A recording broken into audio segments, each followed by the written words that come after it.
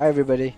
So today I want to talk about Wandering Path and the reason why Wandering Path is one of the best strategies, especially if you are trying to magic find. Uh, well, basically, I started doing Wandering Path just because I did not have the time or the effort needed for me to kind of set up the strongbox map materials. Trying to get a bulk of this strongbox scarabs, trying to run the strongbox sexton, which is the enraged sextons and so on. And I did not like it. I've tried it, but I did not like it. So the reason why I went towards Wandering Path is I want to kind of do my maps in terms of Alk and Go strategy. Well, of course, when you are looking at Wandering Path, what you would need to consider is also the 8 mod map, and also some of these scarabs, which is like the divination scarab and lyrical scarabs, and you can go pretty much other random scarabs in the combination of those. And why Wandering Path is one of the best magic find strategy is because if you think about it, it kind of makes sense, right? In our build setup, we are looking to maximize quantity and rarity, although these aren't great Aventus gamble. I'll explain why. But we are stacking quantity and rarity as much as we can through Greed's Embrace, Ventos, some quantity for my amulets and Golem. Pretty common setup, but we are stacking quantity over there, and we also want to stack quantity in our um, map atlas, right? And Wandering Part kind of how it works is that it doesn't sync with the big passives. So if you're running Wandering Path, you can't have the some of the mid size nodes such as this. It will always seem unallocated. But for all the small size nodes, you would get 100% increase effect. That means it will double up, right? So in the case where for our wandering setup, what all we need to kind of look at is making sure we're running all the quantity nodes. They are originally 1%,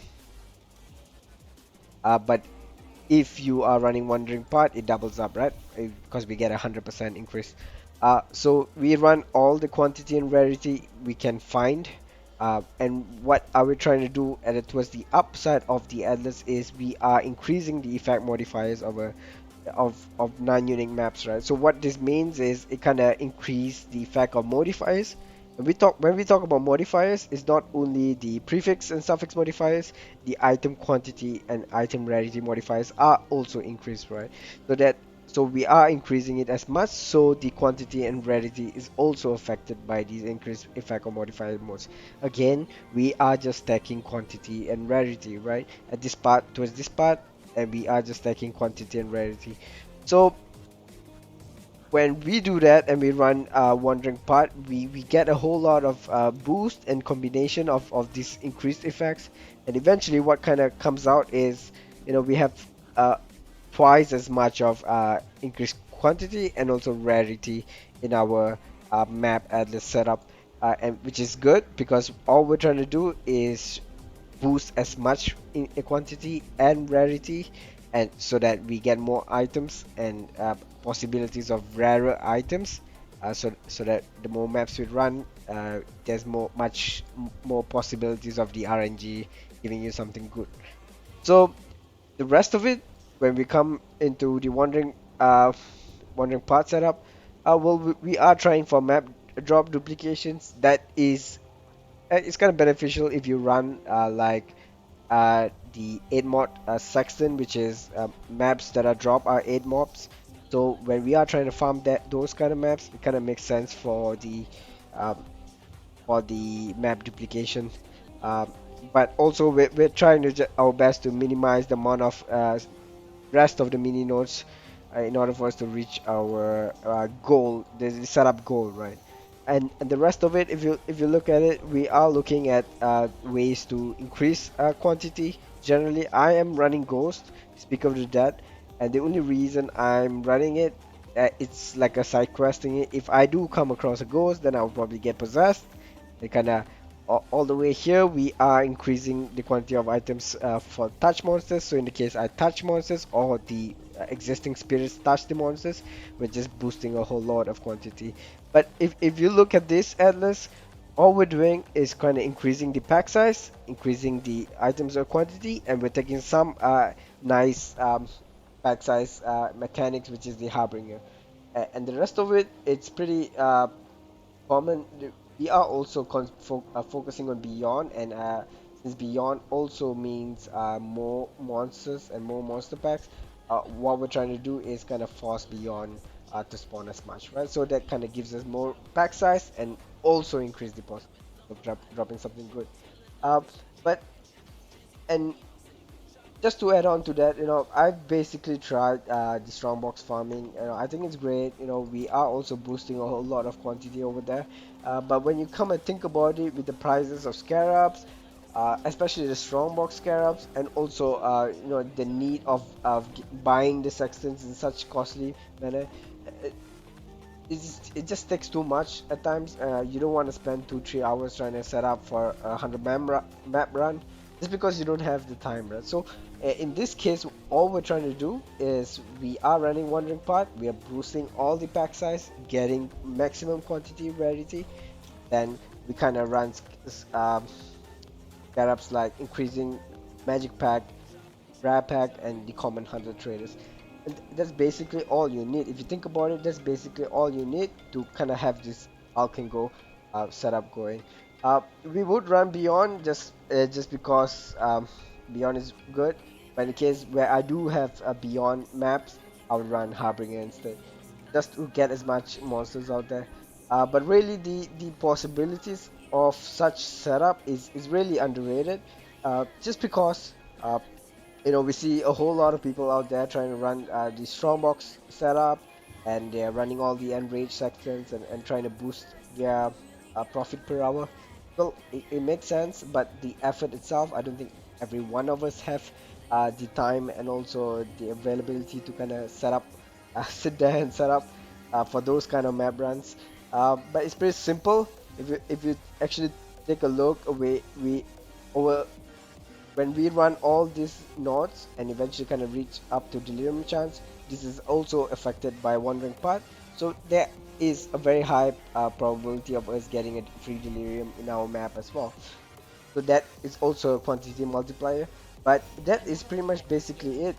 In terms of, I will show you a showcase of generically how I would run maps. We run Reliquary, Scarab, Divination Scarab, Harbinger, Abyss, just to increase the pack size and also get potential loot. This is a it's pretty strong map, 73% monster life. Uh, but let's just go for it and see what is the general gameplay like, right?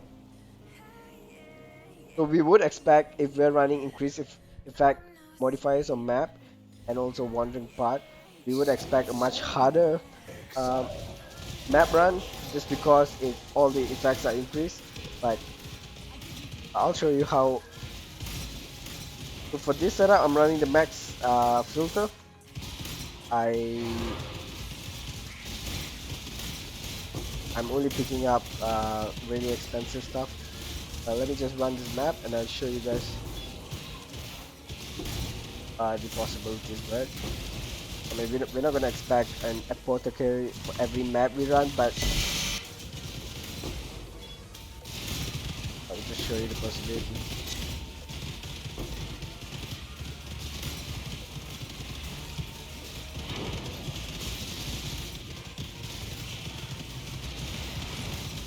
Right.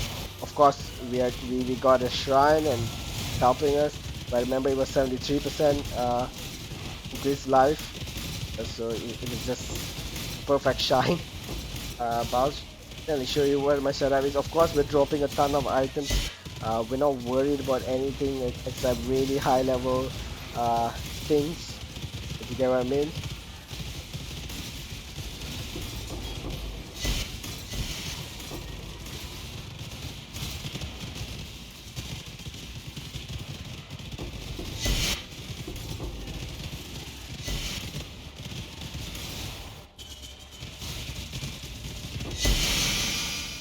Oh,